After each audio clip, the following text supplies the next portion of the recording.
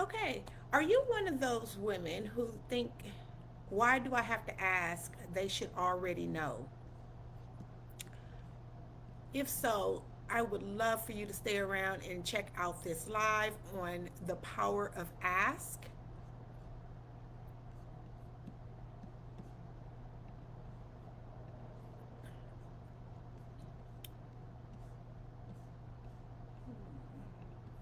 On the power of ask.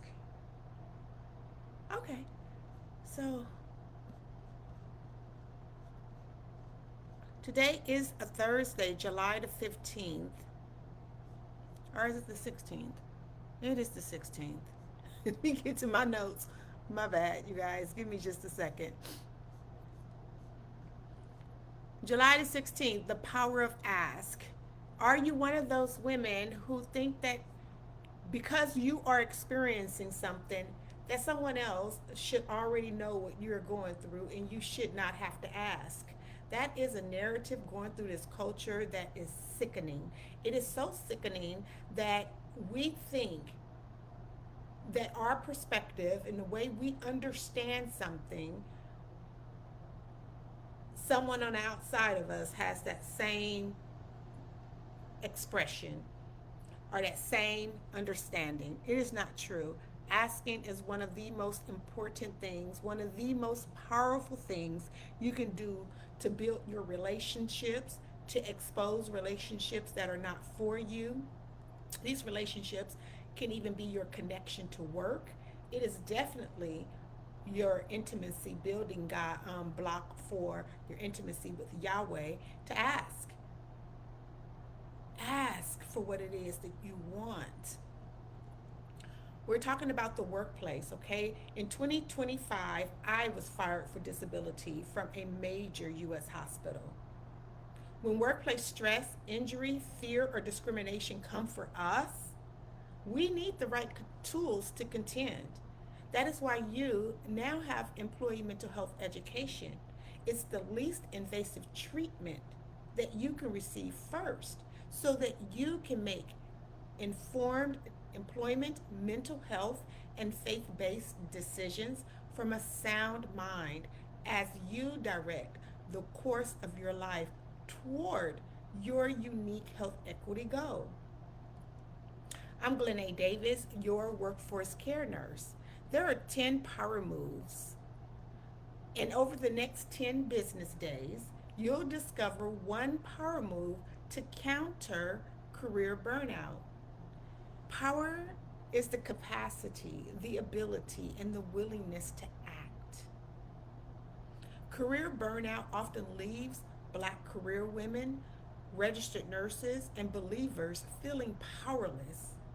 Every power move that you encounter with me is a faith action designed to help you remain calm and to reclaim your power. Today's lesson is about the power to ask. Asking is an inquiry, to inquire, to request, and demand answers confidently. By now, you've already learned to take risk. Risk was our power move number one. You've learned to listen to God's voice. Thought was our power move number two. You have learned to understand and differentiate between your dream to do something and the vision given to you. Vision was our power move number three. Power move number four was to focus, not concentrating on something intently all by itself, but focus as the fire, something that drew you near it, a desire, an awareness that has your attention. You learned there that when that happens, that is your burning bush and nothing else can matter. Not your biweekly paycheck, not the kids in school. Nothing can matter because your only job is to surrender to the will of God and He will take care of the rest. All it requires is a mustard seed of faith.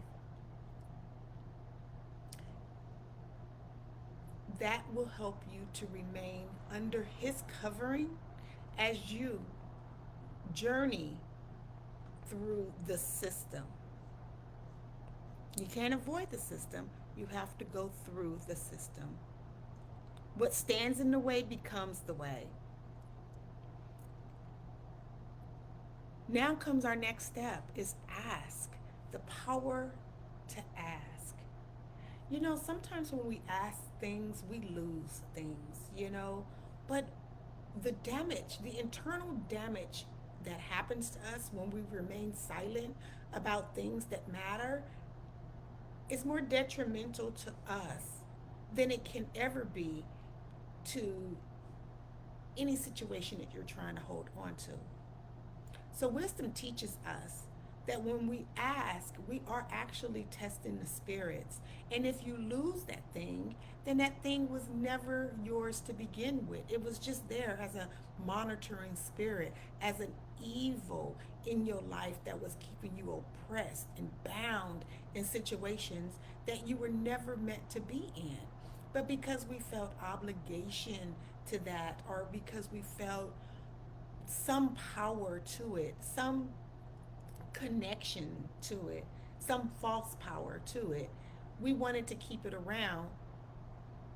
But when you ask the right question with the right intent and the right heart, sometimes you'll lose it. And what you'll notice is growth beyond that oppressive state that thing had us in. One of the greatest costs of career burnout is that people stop asking questions because you don't want to lose.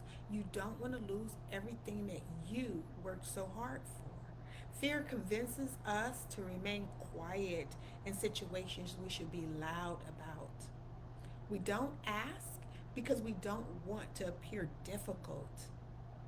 We don't ask because we assume everyone else already knows.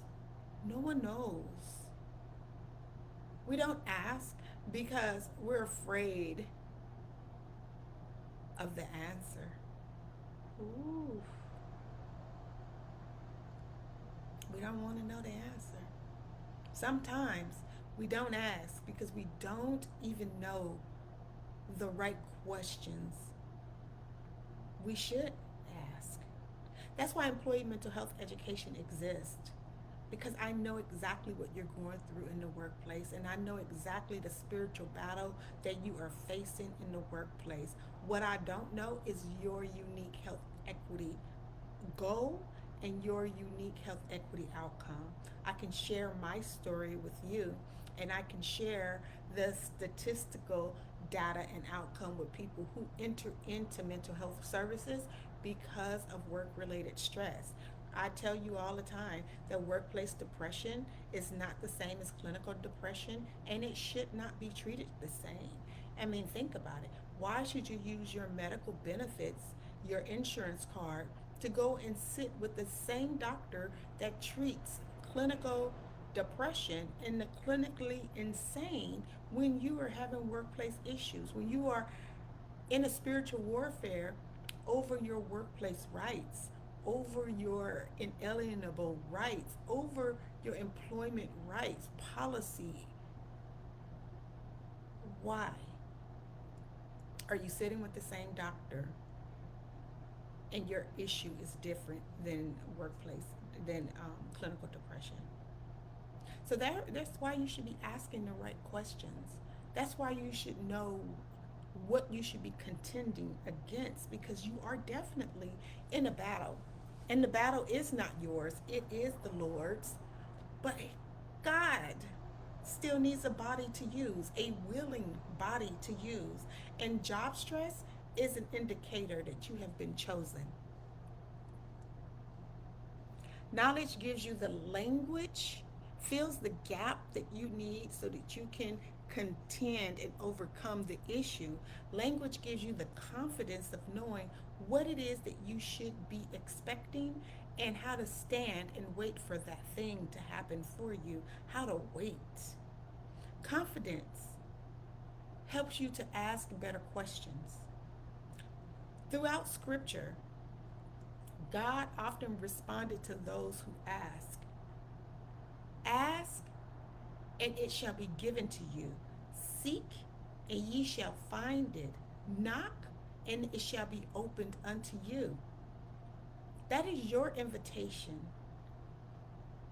to use faith in the workplace. That is your invitation to understand what the Spirit of God can do for you when so many other people who look like you, who say that they worship God like you, who pray for something better to happen, but yet still is just stressing out and wigging out and just berserk behind things that are happening in the workplace. You're not getting any better with your finances. Your money is leaking all over the place. You can't even take off a day from work because you will miss a day's pay. That should not be the life of a believer. It's not the life of this believer. And I know where I come from. And I know where I am today. And I know what I've come back to share with you so that you don't have to experience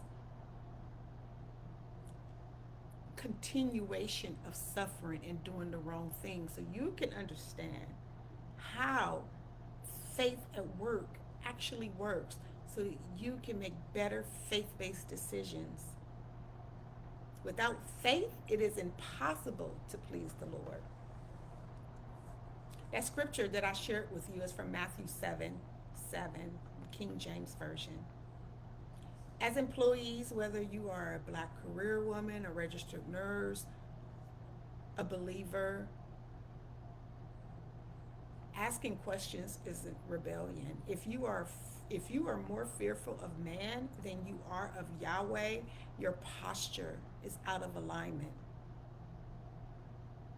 You are responsible to steward what God has given you, even if it's just that awareness, that a desire that has drawn your attention to a element happening in the workplace that draws your attention to it. He wants you to know that's your fire. It's your focus. Watch it. Follow it. Take your shoes off. You're on holy ground. And he wants you to know that you will not be consumed by it. But nothing else can matter. That is your responsibility. You got to ask yourself, why when these things happen in the workplace, they send you into psychiatry? They send you into mental health services. They diagnose you with a mental illness. They put you on chemical restraints like an antidepressant to keep your stimuli down so that you don't respond to the things that your spirit is asking you to respond to. If that's not a disobedience, I don't know what disobedience is. So be bold to ask your employer, to ask your manager, to ask your healthcare provider, ask your attorney, ask your pastor, ask your mentor, ask your God what it is that you should be doing. Ask. Ask at the risk of loss. Don't allow fear to make a permanent decision for you before you've gathered all the information you need to make your sound decisions. Questions are often the beginning of wisdom. Fear is the beginning of wisdom. But if you don't know how to fear your Lord while you're dealing with workplace issues and you're trying to keep everything that you worked hard for, you've got to ask yourself, am I being righteous or am I being wicked? Career burnout can leave employees feeling powerless. Power move number 6 reminds us that the one most important, powerful things that you can do is ask. No answer is an answer, but you gotta ask it so that you can get to your next step. Ask until you understand. Ask until you have clarity. Sometimes your understanding and your clarity comes from just your spirit receiving peace in that moment. That's an answer. That's the most profound answer. Ask until you make an informed decision.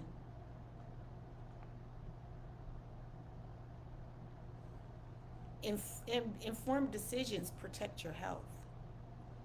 Informed decisions protect your employability, not just your job, but your employability, your ability to work after even losing a job.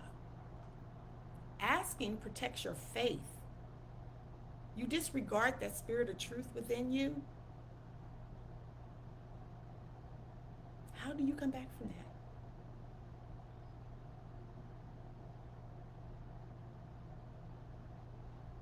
Asking protects your future. So we're still in the series of our power moves. This is power move number 6. I hope that you found value in today's lesson. If you are dealing with job stress lasting you longer than 6 weeks, take our work fatigue quiz. You may be in a battle in the workplace and you don't have the intelligence that you need to build the faith, the small faith, the mustard seed of faith that is required of you to make a sound decision that's going to keep you from a mental illness. We want to help you protect your mental health. The enemy is after your mind. Don't let them play in your head. Take the work fatigue quiz and identify your next step. I'm Glenee, your workforce care nurse. I hope that you are reading Operation Mental Health. It provides practical lessons on career burnout and recovery. It's available only at Glenee's RX for Life. Remember this one thing: employees don't need permission to ask good questions. What you need is the education to know which questions to ask and how to apply it to your beautiful life.